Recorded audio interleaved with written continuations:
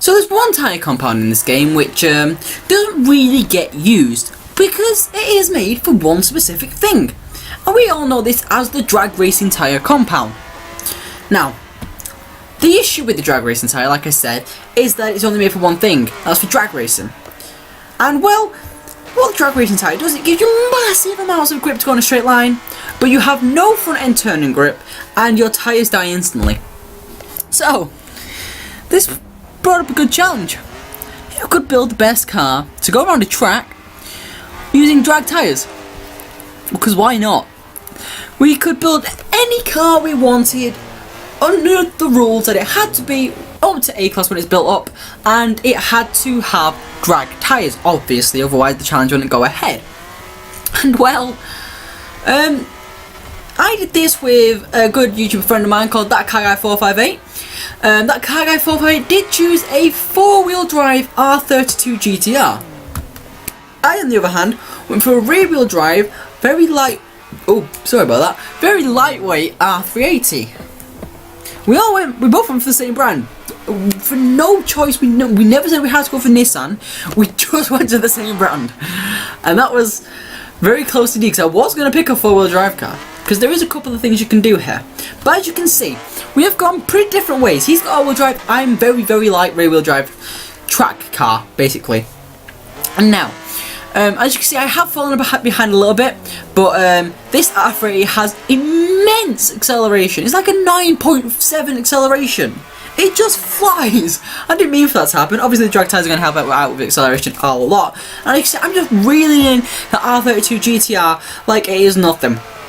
But the issue with having drag tyres, like I said, it reduces your front end grip, reduces your turn response, so you have a lot of understeer, but it also increases the amount of time you need to apply the brakes for. Because you don't have as much grip on the front end, the brakes aren't as powerful. And as you saw there, I had to brake so early. And yeah, we're running fuel and tyres here, because obviously it wouldn't be a race. We wouldn't be seeing how bad the drag tyres would affect our car if they were just the same. We'd just be racing, wouldn't we?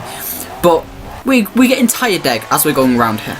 So, like I said, there is a couple of strategies you can take when doing this. You can take all-wheel drive, an all-wheel drive car, because what you got to think about is getting out the corner. It accelerates a lot quicker, it accelerates better, because obviously it's got the all-wheel drive, but it is going to reduce the amount of wheel spin to your rear tyres. And that would save your rear tyres a lot more than my rear-wheel drive car would.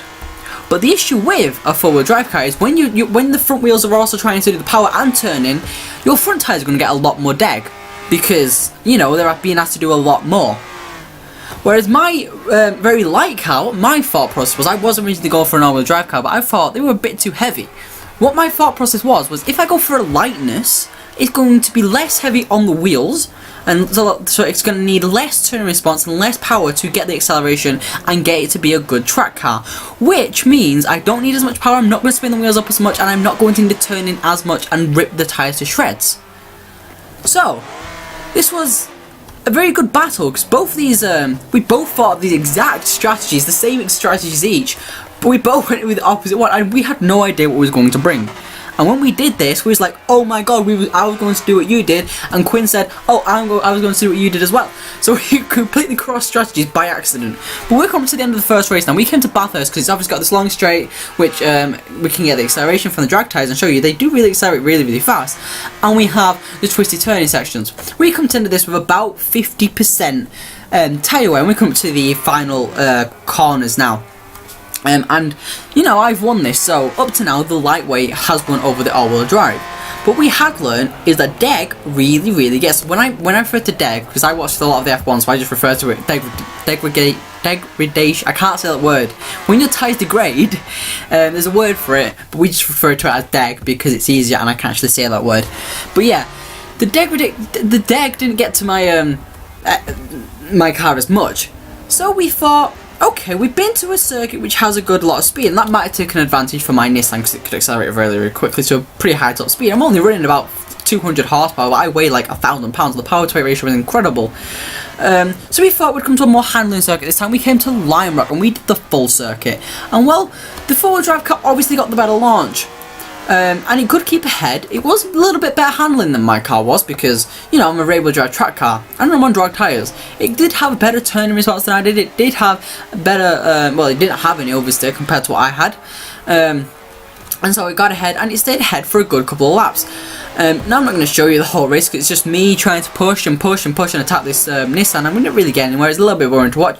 So we're going to cut right into the action where this is coming to the end of the first lap now. We're coming on to, I think it's the second to last lap, maybe the last lap, I can't remember. But here you see me now, in a minute. Now, I have, well, obviously my acceleration is going to be a redeeming factor for this car. And I got just close enough to bring my car up ahead, take the inside line for the first corner, but that would mean I'd have to take the outside line for the second corner, and the GTR would have to take the inside line. I would keep it all the way around. As you can see, I am falling behind a little bit, but the thing is, I've got the acceleration in this Nissan, so I can fly, and I'm not far enough behind for that Nissan, the GTR to be safe. And I'm now right on its tail, and I'm accelerating like a madman. And as you can see, I'm just pulling away from it and just kind of walking next to it. And as you can see, there is one big thing wrong with my Nissan, with my R38 anyway. It's like with drag tyres, it is incredibly easy to lock your brakes, which is horrendous for tyre deg. Because when you lock your brakes, you're literally pulling and making the tyres scream as you come to a stop. That isn't good at all. And that would mean coming up to this first corner, I would brake, and usually I'd lock up. Not massively much, I could get it saved. Look, like then, I got into the grass, I had to press the brakes a little bit harder. I managed to go very, very wide because I was scared I was going to ruin the tyres. And I did. We come up to the end of this race, we're coming on to the last lap now, and we was on about, coming on to this lap, about 70% tyre deg. Because we had to turn in, and it was the front tyres which are getting destroyed in both our cars, because obviously they're doing the turn and they're doing the brake, and as you can see, the understeer made from it is incredible. We both went off, and it literally, you got to 80% and it just clicked, and you could not turn in more. It was horrific to drive. But we did it, and we decided to do a little bit more of a challenge.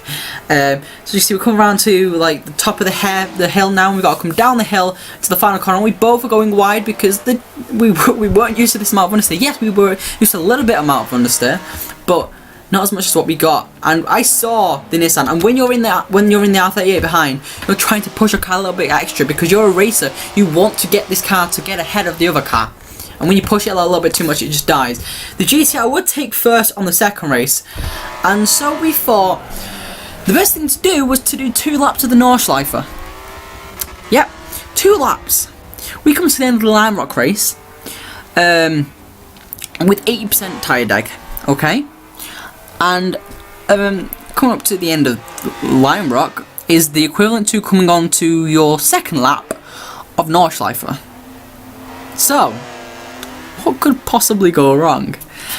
As you can see, we are racing very, very close here. We did get an equally very good launch, and I'm trying now to catch up to this GTR. We've just come off the back of doing the Lime Rock race, so we're very, very wary of our tyres now. We're trying to conserve them, but the thing is, the inner race car driver in us is wanting me to make attack so much. I want to get this position, because when you're up ahead and when you're defending, it's a lot easier to defend and save your tyres than it is to attack and save your tyres. We're getting air coming up that bloody hill. That's how fast we're getting these cars to go.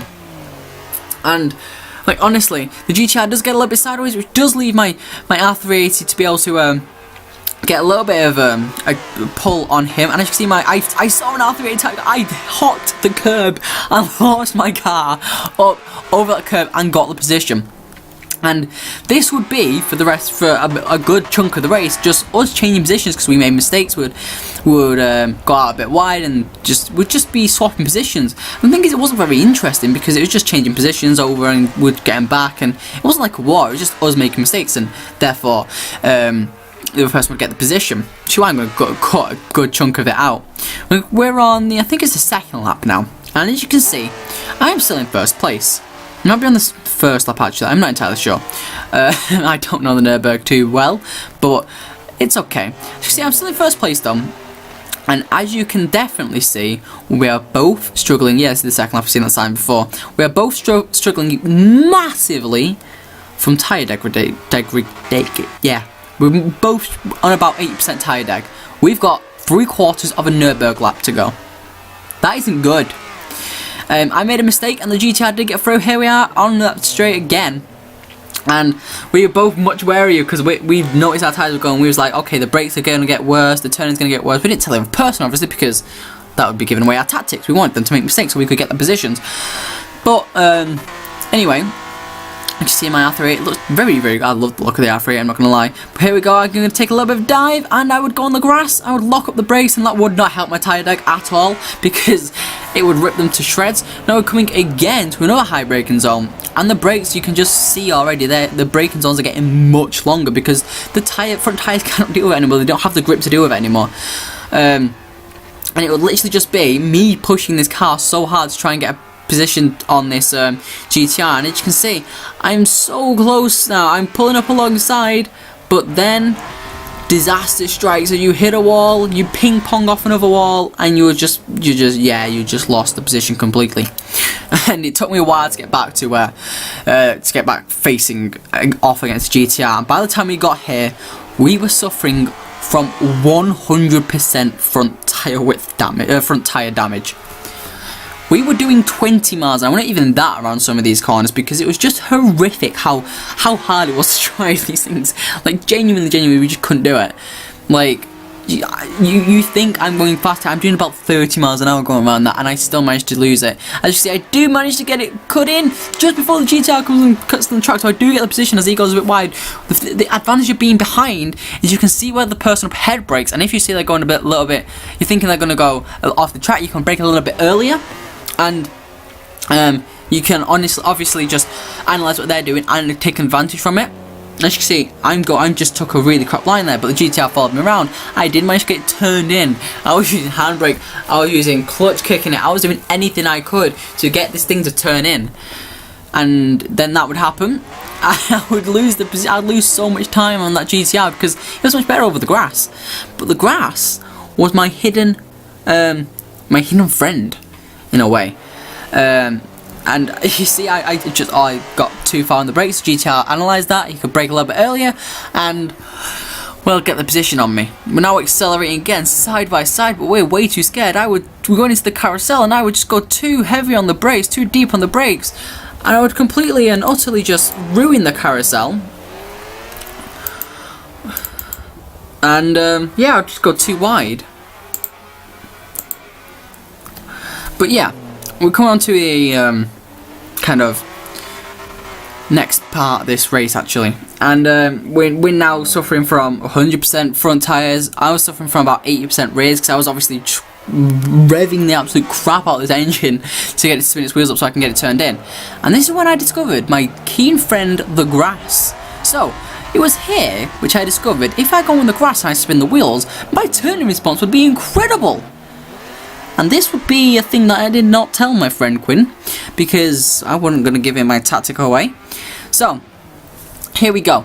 You see me now, I'm on the grass so I can get the car turned in, I can get an optimal line, and I would, you know, it wasn't the best line ever, but I'm closer to the GTR up ahead. I am now accelerating again towards this GTR, and I would just use this grass, put a wheel on the grass, and it would get me turned in. There was a bit of a bump between me and the GTR. I did wait up, but then the GTR did get bumped off, so I let him. Wasn't going to say get back on the track. I did wait up for him, so that's completely fine. But the GTR would make a mistake the next corner around. I was earlier on the brakes, I was going a lot slower, so I could get around it. I got the position.